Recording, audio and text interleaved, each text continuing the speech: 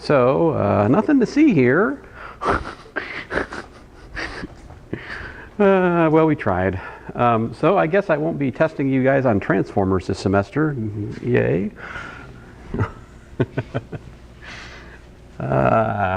Sorry, I will figure this out on my own time. Sorry for wasting your time.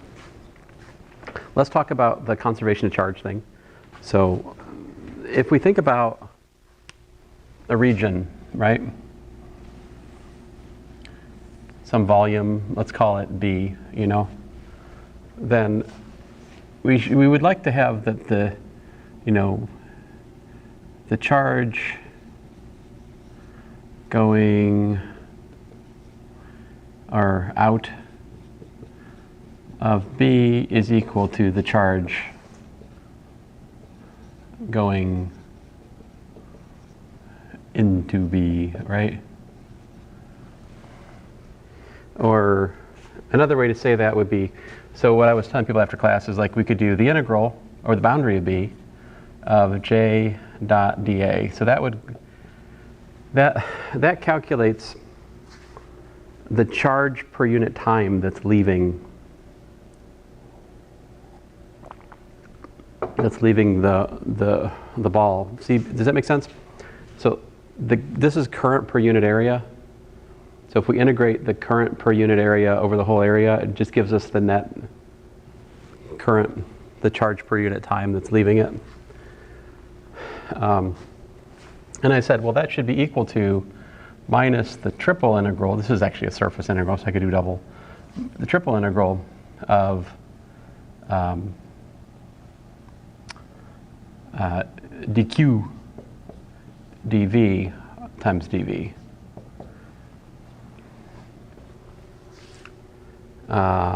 My bad, I'm missing a time derivative over here.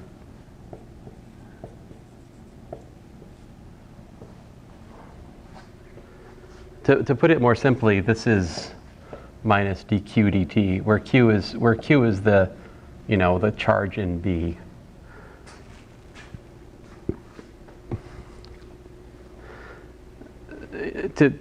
Another way to say it is if there's charge leaving, this gives me the charge per unit time that's leaving the ball. That should be equal to minus. Then the charge in the ball should be decreasing at the same rate. All right. But the thing is, this we can rewrite as. Well, dq dv is defined to be rho for us, right? So we've got like the minus the integral of rho dv. And this we can trade for the triple integral of the divergence of J dv by the divergence theorem. So since this has to hold, what we'd like, so charge would be conserved if this is true at every possible ball, right? So if this is true at every single possible ball throughout all space, it must be that there's a corresponding differential relation. It should be that we have the divergence of J is minus rho, yeah? In other words, if we could prove that, actually, we could, if we could get this, then it would imply this, which would then give us conservation of charge in an arbitrary little ball. Did you forget the derivative with respect to time? Oh yeah, I sure did. Thank you. That will come back to bite us very soon. Thank you. Muchas gracias. Okay, so why is that true? Well, let's think about this. We have the curl of the magnetic field is mu naught J, right? Plus mu naught epsilon naught partial E partial T. And we also know that the divergence of the electric field is rho over epsilon naught. Okay? So, all right. We can take this equation and we can solve it for J. We get del cross B minus mu naught epsilon naught partial E partial T, all divided by mu naught. All right.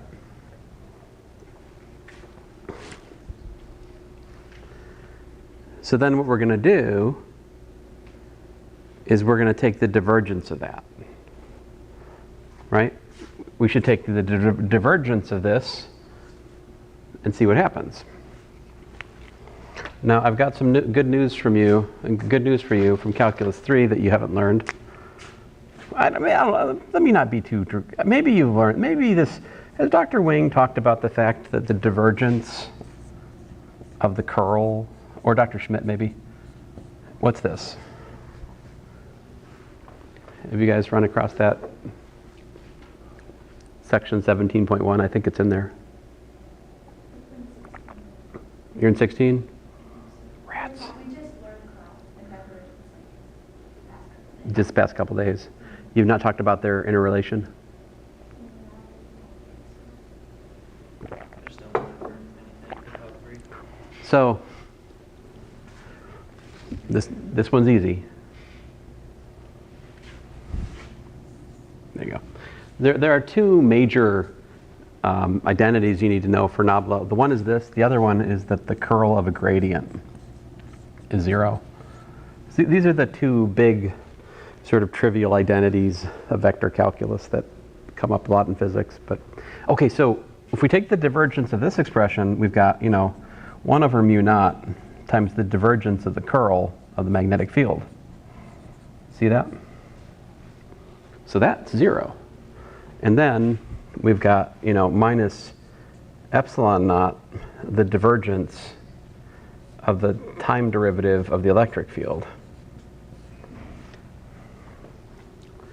And truth be told, I really should have had a partial derivative up here all along, so my apologies. Let me go fix that. Because everything here is functions of space and time, I suppose, in principle. These should all be partial derivatives. Don't make anything of those not being partial derivatives. There you go. All right, whatever. Okay, so this first piece is 0.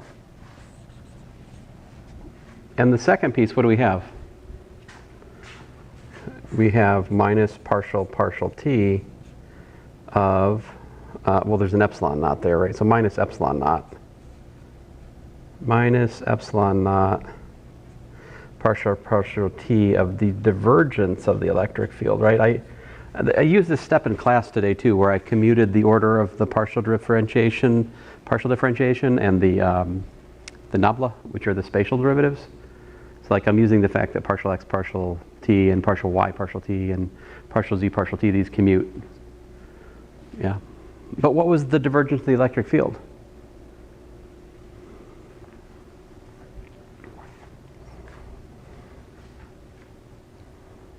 Remember Gauss's law?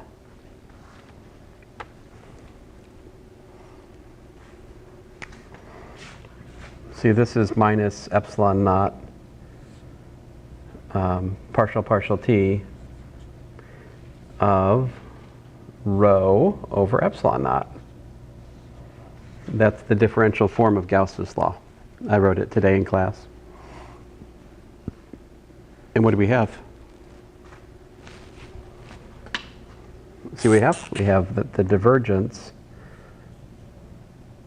of the current density is equal to minus partial rho partial t. And that equation expresses the local conservation of charge. Again, to retrace my steps, I could start with this equation and I could integrate it over an arbitrary volume, exchange the order of integration and differentiation, apply the the divergence theorem, and show that the charge leaving a region is equal to the negative rate of change of the charge in the region, which is to say that if charge, there's charge is neither created nor destroyed, it either flows in or flows out of a given volume. That's conservation of charge. So to summarize, Maxwell's equations themselves imply conservation of charge. You don't need to state it as an axiom for your theory. It's an implied consequence of the equations, which is kind of cool. Anyway, so this would have been a very mean homework question had not I told you guys this, right?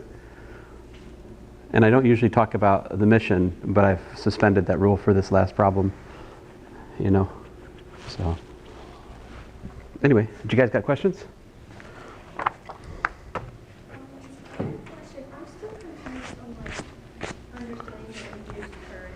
The induced current, yes. Is there a particular problem? I was looking at some of the old tests you have posted. Oh, okay. And I've seen some of these in the book, so I was also confused. That's a good idea. Let me try to look up the old tests, because I looked at those and then, oopsie.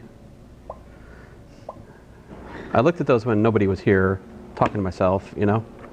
But maybe it'd be good to look at them again if I can find it.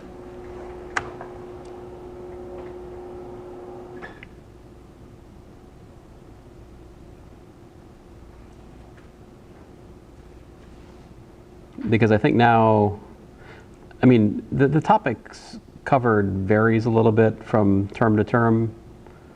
So I guess we'll start with fall 11 and I'll work my way up. Test 3.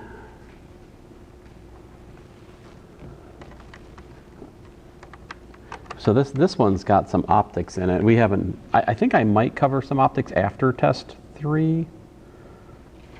Test 3 is next week, right? Yeah. So this one's pretty cut and dried. You know, you're given a current, you're given the inductance, you're asked to find the voltage, so you just use E as L di dt. That one's kind of, that's a gift, right? That's a gift. But will people take it if I give it? Will people receive the gift, is the question. I don't know. This is magnetic flux. That's not what you got questions about. The solenoid, find the actual inductance of a solenoid.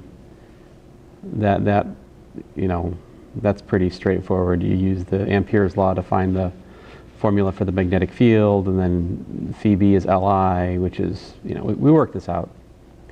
That's not the one you got questions about. There is another way of writing Maxwell's equations in terms of something called a Faraday tensor. That's what that's about. Each one of those equations is 2 of the Maxwell's equations I wrote today. If you'd like to know more about that, come take my advanced calculus. Energy stored in a magnetic field in an inductor, 1/2 Li squared. Great. This maybe is really more your question. There we go. Let's look at this. Let me bring it down where I can get to it. Oh, I guess I probably poor people at home. I've been talking about things off screen, you know. Oh, wait a minute. It's worse than that. Let's try this here. All right.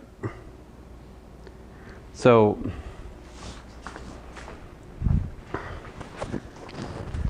all right. So what's the deal? Indicate the direction of the induced current for each case illustrated. So I define the magnitude of the magnetic field to be g of t. All right, so if dg dt is positive, that means that the magnitude's increasing, right? So I'm increasing the number of magnetic field lines that are downward, right? So in order to stop that, the induced current wants to make magnetic field lines that go the opposite way. So the induced current has to be around that way because that makes the magnetic field which goes up. So if you're increasing the magnetic field down, you want your induced field to go up. Right? Is that Lenz's law? Yeah. Yes, Lenz's law.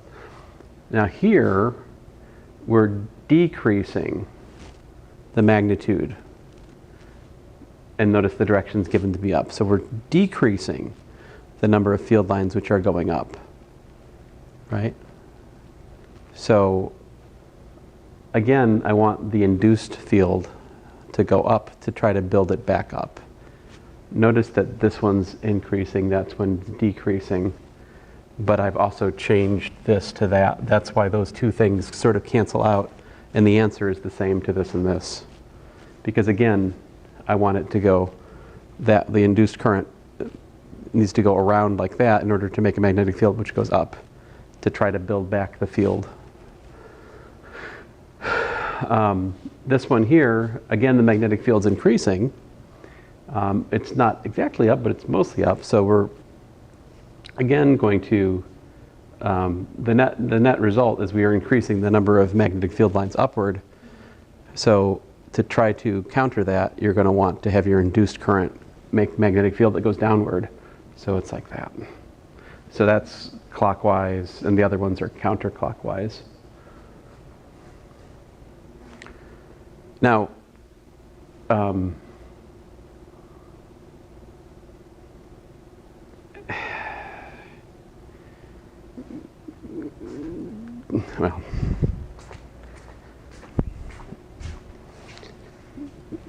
you could quibble over whether or not clockwise and counterclockwise are super well defined given those pictures. I'm just calling, the pictures are clear, I think, in terms of the direction.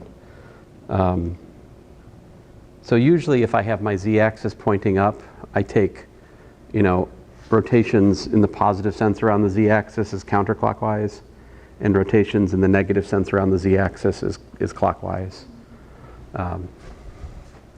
If in doubt about that issue, come talk to me on the test. I will happily try to explain it to you. I'm not going to explain to you what direction the induced current should go. That's your business. But in terms of like labeling, I am happy to field questions about labeling. This is the LC circuit problem. We worked out that the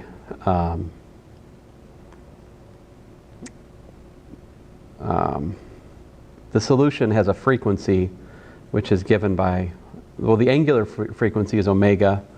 It ends up being 1 over the square root of LC. We worked that out in class. To get frequency, to change angular frequency to frequency, you divide by 2 pi.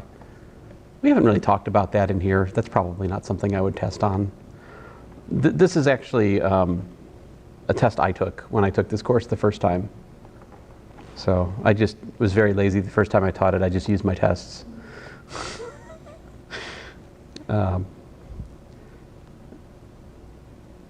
So I guess we can talk about this one now, right? I couldn't talk about this last time I did this because we hadn't gotten to this yet. But now we have, so it's very simple. Oh, hey, what you got? Oh, the mission. Oh, are you locked? They don't want to let you in? That's cool. Thank you. Excellent. So remember, for a very short time, how does it go? The inductor is like a short circuit for very long times. It's like an open circuit for very short times because the magnetic field can't build from 0 to something finite, over an infinitesimal time. It takes time for the magnetic field to build up, and the magnetic field is proportional to the current through an inductor, right? So for a very short time, these are like open circuits, which means all the current goes through here, and so the current is just E over R for a short time. Now after a long time, these are like short circuits, which means this is not even really here because this just short circuits. So you've just got this resistor in parallel with that resistor, which is going to give you R over 2. So you get E divided by R over 2 for your current, which is down here somewhere, I guess. But I like to ask questions like this. They're easy if you understand, and anyway. There's more than differential equations. Yes, I try to ask a mix, because I have spent a fair amount of time solving differential equations in here, you know. Fair enough. I have done that. Okay, so yeah, this one here, we have an RL circuit, 1 microhenry, 1 kilo ohm, voltage 7 volts. We close the switch at time 0. And I say at, oh, huh.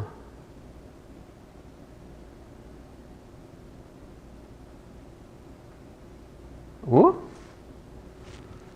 Huh? Oh, okay, so A and B are different initial conditions, right? So like A, we're closing the switch at time 0. For part B, I'm supposing that the switch has already been closed some time before, and it's such that 1 volt is on the resistor at that time, at time 0. So A and B have different formulas. They're different situations. They both have the same differential equation. You're both solving V naught minus IR minus Li dt equal to 0, which is integrating, you know, the calculus gives you a constant times e to the minus t over tau plus V naught over R. But for A, you have I of 0 is 0, which makes your C1 minus V naught over R, right? Which is what we worked out in class. Like, this is the one we worked out in class, you know? And so since I've got 7 volts and I've got 1 kilo ohm, this becomes 7 milliamps. And the time constant L over R works out to nanosecond. So we got t to the 9th times t divided by seconds. So that's the current as a function of time, supposing that you close the switch at time 0. Now the answer to part B, you just have to do what you're given. If we've got 1 volt on the resistor, that means that the current is 1 volt divided by 1 kilo ohm, which is 1 milliamp. So 1 volt on the resistor speaks to a current of 1 milliamp at time 0.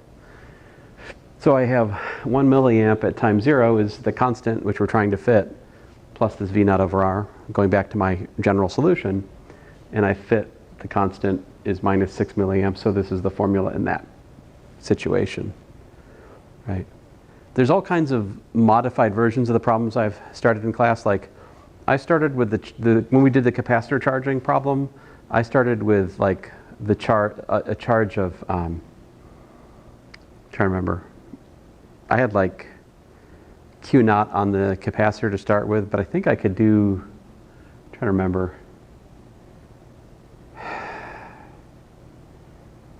I'm trying to say is you could mess with the initial conditions relative to what I've done in class if you wanted to. My brain isn't working to give you a better example. All right. So this one we just learned about today. This is what I was talking about, an example of the Poynting vector. So if I had my electric field was that, my electric field and my magnetic fields are as given, you know.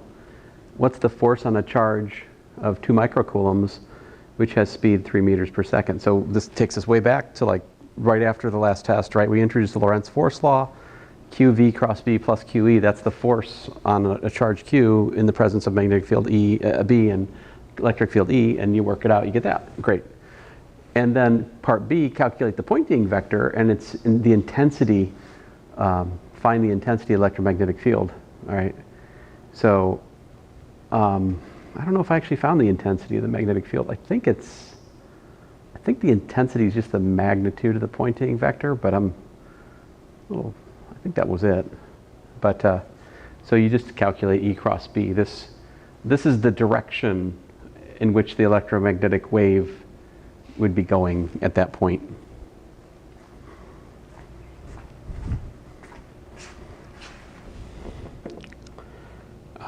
As a math professor, it's just another chance for me to test you guys on the cross product, which just gives me joy.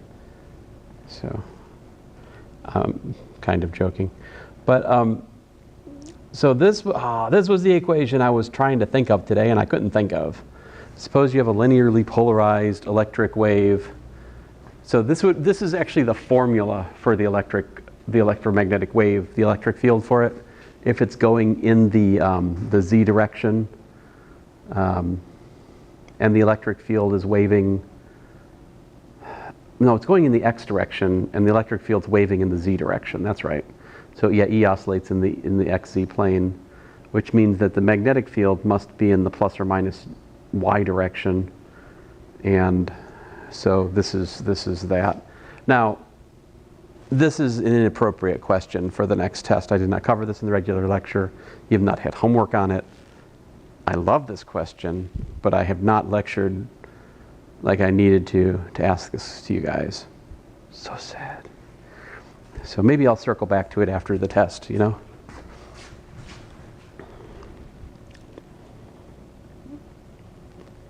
This one we worked in class. This is the uniform current. Like you have a wire, a solid wire, and you've got current that's not just at the center, but it's spread out over a radius. Then we have to do Ampere's law around a loop, which is inside the wire, which ends up giving us this linear dependence. It's 0 when r is equal to 0, and it builds all the way up to mu naught I over 2 pi a right at the surface. And then, you know, outside, you've got mu naught I over 2 pi r, which just, you know, drops off reciprocally like that. So the largest the magnetic field is right at the surface of the wire. Now, the next problem is optics. We haven't covered that, so that wouldn't be on your next test, right? But perhaps we'll get back to that after test 3. All right. Let's take a walk down memory lane. Physics of 2012. Somewhere in here I must have a... Oh yeah. This is the year I made one student his own final.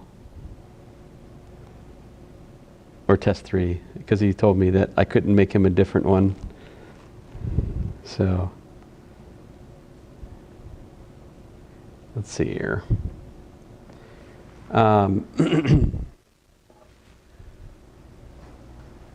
So here we given the magnetic field, and you're given a current.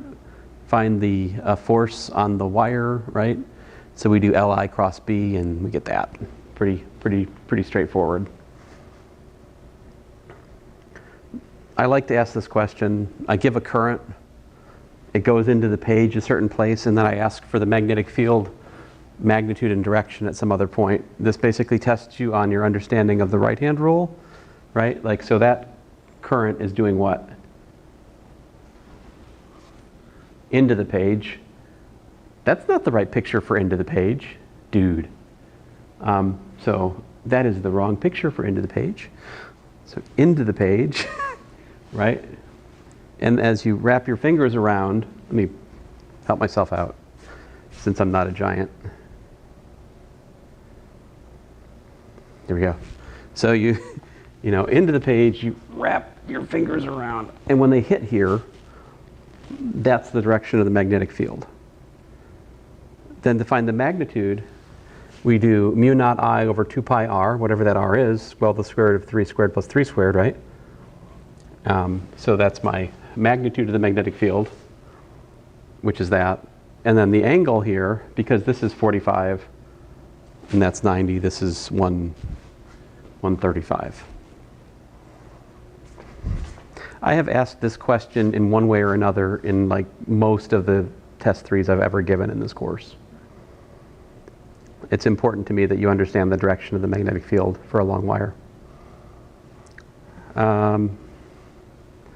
This one here is, I think, just a question about the relation of the magnetic field to the physical properties of the solenoid, like dimensions, say a 10 centimeter, n turns that's not given. Ooh. You have 6 amps flowing. The magnetic field is found to be 0.0188 teslas. What is the number of turns? Ooh. So we calculate the Ampere's law through the square loop, right? Remember, you only get circulation down here. This is 0, that's 0, that's 0. So it's just this, which is BL. On the other hand, the number of the current enclosed is given by N over L times I because this gives us the number of turns, and that's the current through each one of those turns. So that's the current enclosed, and lo and behold, we get this, but we're given the B, we know mu naught, we know I, we know L, so solve for N. And then, of course, so reasonable answers here probably would be like 249 or 250. I don't quibble over, you can't have 0.3 turns. I think you could have 0.3 turns, right? So, yeah, I think you could. You just shouldn't. I think you should. I respect that. Ooh, look at this one. Fancy schmancy. What's this about? An infinitely long straight wire is bent as shown. Wee! Like that. The circular portion has a radius of 26 centimeters with its center a distance r from the straight path.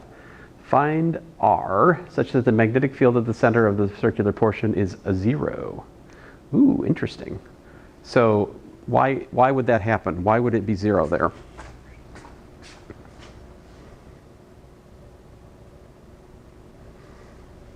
Let's think about it. So from the circular part, right? From the circular part, the magnetic field that you get from that is going straight into the board. But the magnetic field from the long straight part is going out of the board. So the magnetic field from the long line current is opposite the magnetic field from the circular current, even though they're the same current, you know? So to the loop, the magnetic field from the loop, we can calculate from the Biot-Savart law. This is a very simple one because the di cross r hat is always the same unit vector. It's just pointing out at us, you know? And so I just have to integrate this over the loop, which just gives me a 2 pi here. So I'm left with mu naught I over 2r. We have worked this out in class, but not the joint problem, but certainly we worked out the magnetic field of a loop of current, right?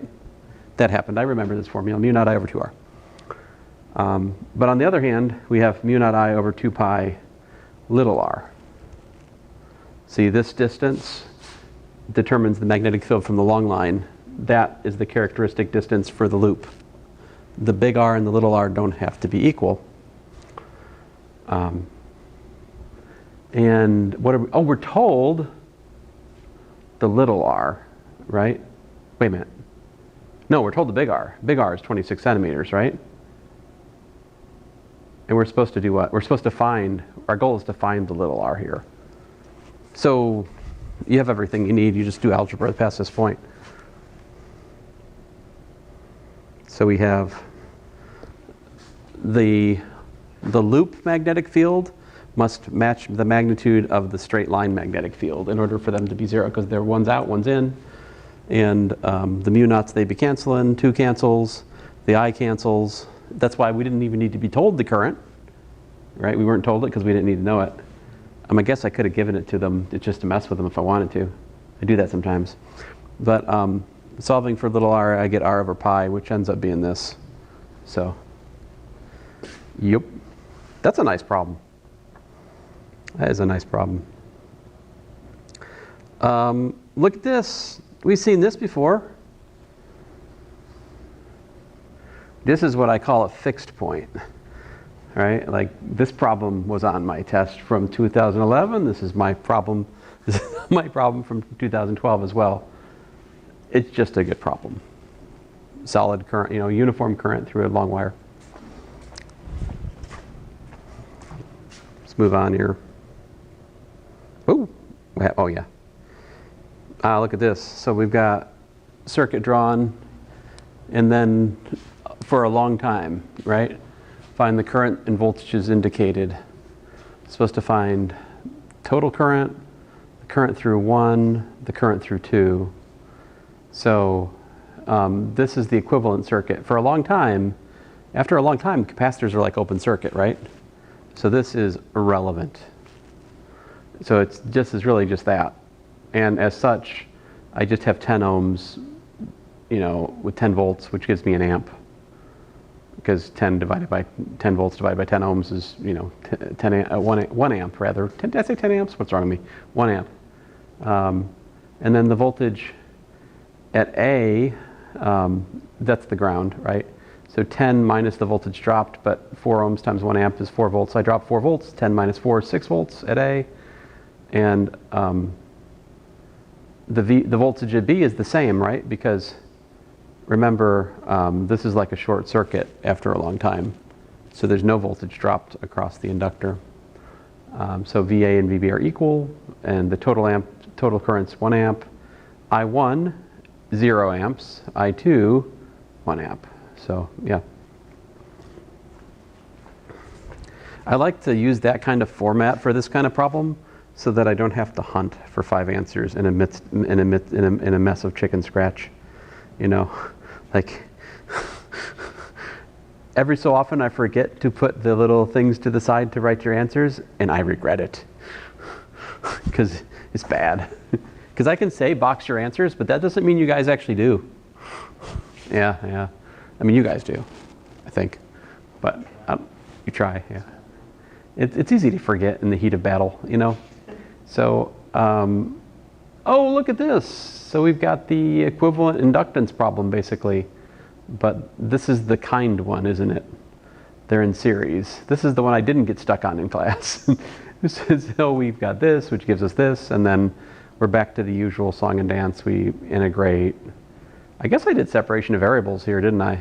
We could have been doing that all along, I guess. I just like the integrating factor method too much. My bad.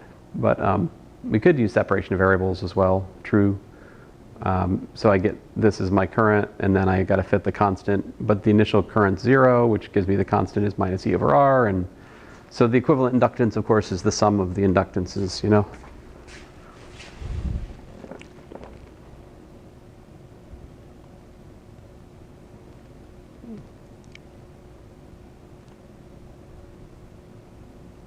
So here, you got uniform magnetic field of 0.24 Teslas in the x direction, square coil, 5 centimeters on the side with angle theta here. What's the question? Suppose the gate swings at a constant rate of 4.8 radians per second. Find the induced voltage around the gate. Oh, interesting. So what I need to do is find a formula which shows me how the flux depends with time. So the flux, if you look at it, right, the question is, so the magnetic field is given to go in the x direction, right? So some special cases. If theta is equal to 0, the flux is just the area of the gate times the magnetic field. If theta is 90 degrees, the flux is 0, right? So if you look at this picture, I'm trying to understand the relation between, so this is the gate looking down at it. The component of the magnetic field which is perpendicular is the one I care about, B perp, right? And this picture convinced me that the perp was actually given by cosine theta, which matches the special cases I just said, right? Because theta equal to 0 gives us the whole magnetic field. Theta equals to 90 degrees gives us 0. So the flux is just AB cosine theta. You need to see that geometrically. You don't have to draw my picture, but you got to understand it one way or another. So it would be the other direction perpendicular to the cosine theta. So the issue is we're trying to find the voltage induced in the loop. So we need to figure out what part of the magnetic field is cutting through the loop, right? That gives us the flux. So what was your question? I was just stating that the cosine theta would be the only direction that's perpendicular to B. Right. If you had that, that's how that line is there. Yes. Yeah. That's why I drew that there. Yeah. And I mean, you can see why that and that have to be equal, angle-wise.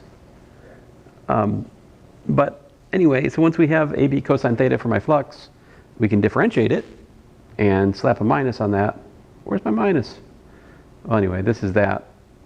Oh, I put the minus over here because I'll tell you what happened here. I forgot about the minus until I got over to here. I'm like, I'll put the minus over here.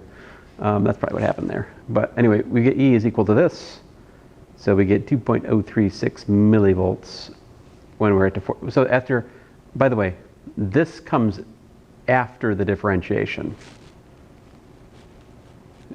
Don't put that in there and go, the derivative of a constant is 0. The voltage is 0, right?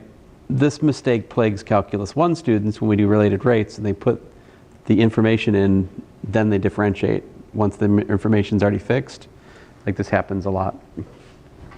It can happen here too. So like impose the 45 degrees after you've discovered the rate of change that relates the flux and the angle. Does this make sense? I mean, I think mostly students would get this wrong because they just didn't see how to calculate the flux here. That's where people would get hung up, I think. Or they just don't know that it's a Faraday's law problem. Ooh.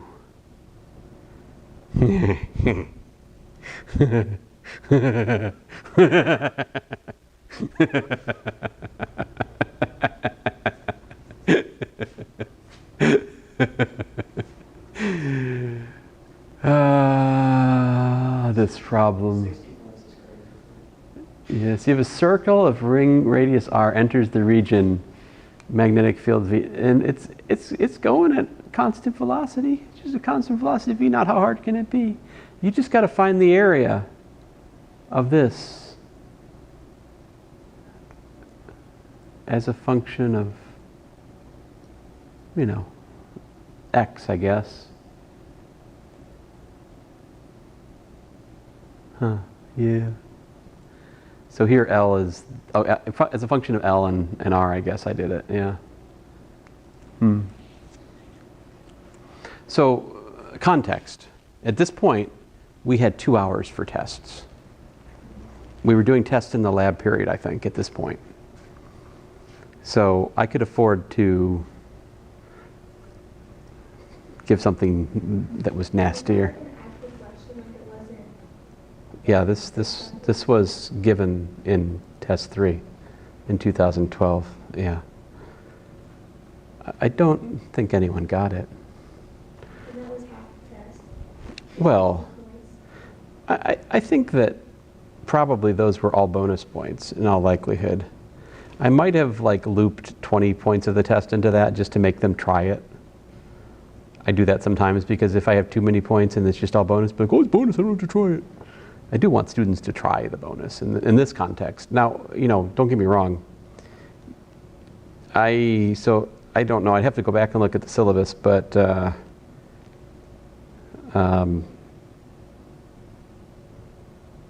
I would wager that was mostly a bonus question.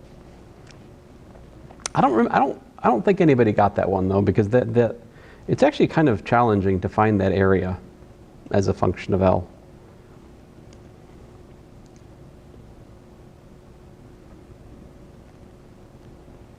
Now we worked one like that, didn't we? Did we work the triangle one in class? Yeah.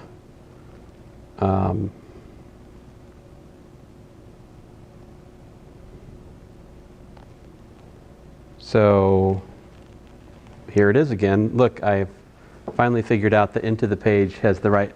So I learned. I get better. I learned into the page. That's the diagram. So. Right, but this is exactly the same problem as last year, the year before, right? Like I said, I do like that question. Oh, look, this thing again. Oh, wait a minute. I mixed it up. I put a hole in the middle. So now we've got current flowing through like a, like a pipe with an inner radius and an outer radius, but uniformly distributed. So then it's a little bit more complicated. You got to figure out what's the portion of the area given by this annulus relative to the whole area. And so that's r squared minus a1 squared divided by a2 squared minus a1 squared. That gives us the fraction of the area, which is the shaded part relative to the whole part. That times the whole current gives me the current enclosed in that. And yeah. Did I just ask for the current enclosed?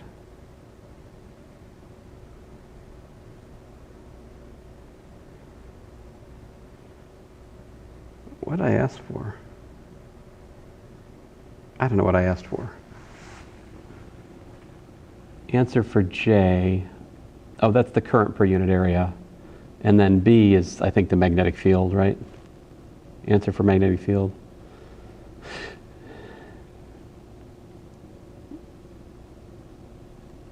Well, anyway, that's the magnetic field. This piece, right? Which you get from the usual thing, right? The circulation of the magnetic field is mu naught times I enclosed, which is this, is equal to that. Solve for B. There you go. And if you get outside of the second radius, you would again drop back to mu naught I over 2 pi r. You know, it always goes back to that for a long current. So, this is all assuming that this is a lengthy current, right? If it was a short segment, then we'd be back to actual calculus and Biot Savart stuff, which we have done.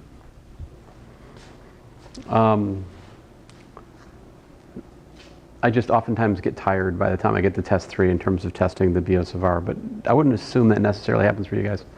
Who knows? Maybe I'll regain my strength and test Biot Savart properly on your test 3. So here is your question again, right? This is your question. So we have a loop travels from left to right as pictured, right? And the question is, find the direction of the induced current, okay? So magnetic field coming out of the page, right? So as the loop is going in, you're increasing the flux out of the page through the loop, right? So the induced current has to go the opposite way. It has to go this way, which is, what is that? That's clockwise, I think. So clockwise for case 1. Case 2 is a gift. The magnetic field is not changing, therefore the induced current is 0. I would love to tell you when I graded this test that everyone had circled this, but it is not the case. Sadly, it was not the case. But anyway, but you guys, if I was to ask this, will get that. And then here, the flux, the magnetic flux going out of the page is decreasing as you pull it out, right? So in order to try to maintain that outward flux, your induced current is going counterclockwise in that case. So, yeah.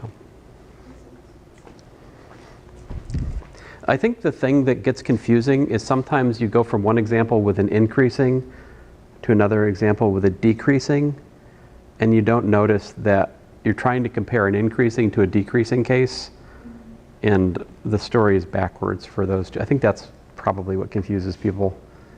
But anyway, I could fix that maybe by refusing to ever talk about decreasing, only talking about increasing. But I just don't, I can't think like that. I think about increasing and decreasing. I can't. Yeah. So here we have an LC circuit, which gives us this, Q over C is L di dt, which gives us Q double dot equal to 1 over LCQ. That has this general solution where omega is 1 over the square root of LC. So you probably should write this down on your formula card or whatever if you don't know it. That way you can solve these problems. You just have to fit the initial conditions. So here we're told there's initially no current flowing and the charge is 0.5 coulombs, right? So that tells me Q of 0 is 0.5 and Q prime of 0 is 0, which ends up telling me C1 is 0.5 and C2 omega is 0, so C2 is 0. So my charge as a function of time is this, and we could also find the current if I'd asked for it, right? How would you find the current? You just differentiate this, right? Differentiate the charge to get the current. dq dt is I, so I'd have, 0.5 minus 0.5 C omega sine omega t would be the current. How much energy is stored in the inductor at time t? To calculate that, you do 1/2 Li squared. So if you found the current, you square it, multiply by, I over 2, L over 2. That's how much energy is stored in the capacitor at time t? It is Q squared over 2C, right? So I take Q squared divided by 2C, that's the energy stored in the capacitor. I think we showed in class that the sum of the energy in the capacitor and the inductor at any time was a constant, right? Because this is like a conservative system in some sense. There's no energy flow out of the system. The energy is just traded back and forth from the inductor to the capacitor, back and forth and back and forth. And I've been meaning to draw a picture in class, drawing the 4 stages of it. There's 4 stages where the capacitor is charged plus Q minus Q, there's zero current. And then the capacitor is completely discharged, and there's the maximum current flowing, and then current flowing one way, and then you go and you charge the capacitor up the opposite way, and then it goes back and the current flows the opposite way. So like the story is like the electric field's like this, the magnetic field 0, then the magnetic field is like this, but the electric field 0, then the electric field's like this, but the magnetic field 0, and then the magnetic field's like this, or something like that, depending on the... So there's just like back and forth between the inductor and the capacitor as time flows. All right. This one, this is probably better than working book problems, right? Yeah. I'm just being lazy, but these problems I've already solved. All right, so this is the velocity selector problem. We worked this in class, right? So you're trying to make it so that a charge of a certain velocity gets through and nothing else. And the reason that's possible is because we want to have the QV cross B and the QE like balance out. If those balance, then the net force on the charge would be 0, and it would just straight line motion through this apparatus. So QE is the electric force, QV cross B is that. So I tell us that the voltage difference is 1,000 volts across a 1 centimeter gap. That fixes the electric field, remember, because the electric field is like the voltage divided by the distance. That gives us the electric field in a parallel plate capacitor. Remember that? We had like E times D is equal to the change in voltage. You may remember this, maybe not. E times the distance between the plates is equal to the voltage between the plates. So that's what's going on here. It's the old parallel plate capacitor formulas. So anyway, we get, that's the, you know, well, that's big. That's my electric field, and then the magnetic field. So since these are perpendicular, this just gives me, you know, QVB equals QE. So the Q's, they be canceling, and we just get VB equals to E, which means B is E over V, but I already know the E, and the V I want 1,000 meters, so apparently I need 100 Teslas, which is not a terribly physical example. That would cost a lot of money to create such a field. Like, I don't even know if that's been achieved in laboratories at the moment. Last thing I heard was like 50 Teslas max laboratory. But I don't pay super close attention to science news, so I could have missed it. What is this? This is another one of those steady state RLC circuit questions, right? Find the voltage at the point A times shortly after the picture switch is closed and after a long time. So right after it closes, this is an open circuit, right? Which means that you've got all of the current flowing through the series combination of 4R and R. So that's 5R. So that means 20% of the voltage is dropped here and 80% is dropped here, which means that this is 4 volts at A. So A is 4 volts. Now, at time goes to infinity, this becomes a short circuit, which means that essentially it just shorts out this resistor. So all of the voltage dropped across the upper resistor. And so the current basically flows like this, and then like that. And this nothing even goes through here after a long time. So the voltage at A is just 0 after a long time. All right. So I like this pointing question, you know, here's oh look, I was kind to them this year. Oh man, look at this, this is a gift. One component non-zero, one component non-zero. Come on guys, you gotta get this, right? So x hat cross y hat, z hat, bam, you know. So there's your pointing vector. And I said, okay, so which direction is the wave traveling? Well, the wave travels in the z-hat direction in this situation. Yeah. All right. State Maxwell's equations. Are Maxwell's equations compatible with Newton's classical mechanics? Identify Maxwell's correction to Ampere's law. What important phenomena did that term predict? So we talked about this today. The answers to all these questions were given today, right? These are Maxwell's equations. That's Maxwell's correction. These equations imply light is an electromagnetic wave and that the speed is that, approximately 3 times 10 to the 8th. And no, they are not consistent with Newton's classical mechanics because of the, whatchamacallit, we no longer have like in Newton's classical mechanics, you don't even think about it, but we have the same universal concept of time for everything. That goes away with Einstein's special relativity. So.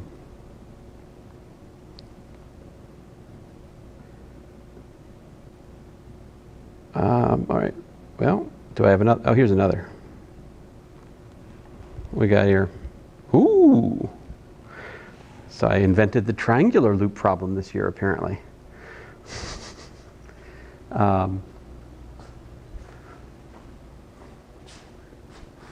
So by the way, part of the reason I'm doing this is to challenge myself to come up with new test questions. But so I don't mean to tell you guys the test is going to be exactly these, right? Like I'm going to try to make a genuinely new test that still reflects the same kind of level as this. With a little bit more, I've done more calculus this semester than I have when I taught these. So I feel like our test should reflect that also. But anyway. So you have 20 amp and a 50 amp. They're flowing parallel, 0.5 meters apart. Force per unit length placed on the wires. Is it attractive or repulsive? Remember, we worked this out in class. Parallel is attractive because the force on the one due to the other, and vice versa. We can work it out, right? I1 flowing that way makes B1 go into the board, and then we got I2 crossed with B1, I2 crossed with B1, the force is that way. And vice versa over here, with the magnetic field coming out of the board, and we do I1 crossed with that magnetic field, we go this way. So they're drawing together. And so the formula is given here, right? IL cross B, but they're directly perpendicular, so we just multiply ILB.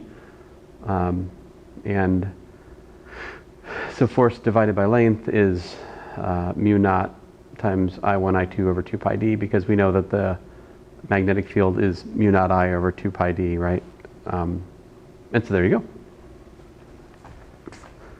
Wait. I am not doing these help sessions next year. Like, I can't do this. I'm just too tired.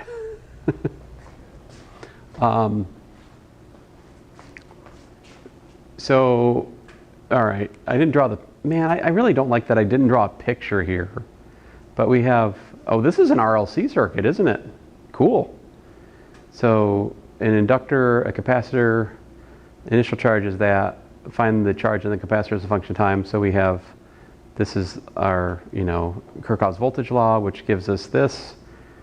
And then those are our characteristic values, which gives us this, which then we solve and get that. This is not allowed on your test. I have said explicitly that I wouldn't do this to you guys because I haven't taught this business to you guys this semester. I might do it some other semester, but I didn't do it this semester. So you guys don't have to worry about this, although it is cool and easy and I really should teach it. I'm sorry I didn't teach it to you guys, but I don't know. We're learning it in circuits right now. You're learning, oh, that's good. It's good, it's good. First and second order. Cool. Do you guys do phasors in there? No. Oh man, I want to teach phasors in here. Phasors is, so chapter 32 in the book, it talks about reactance.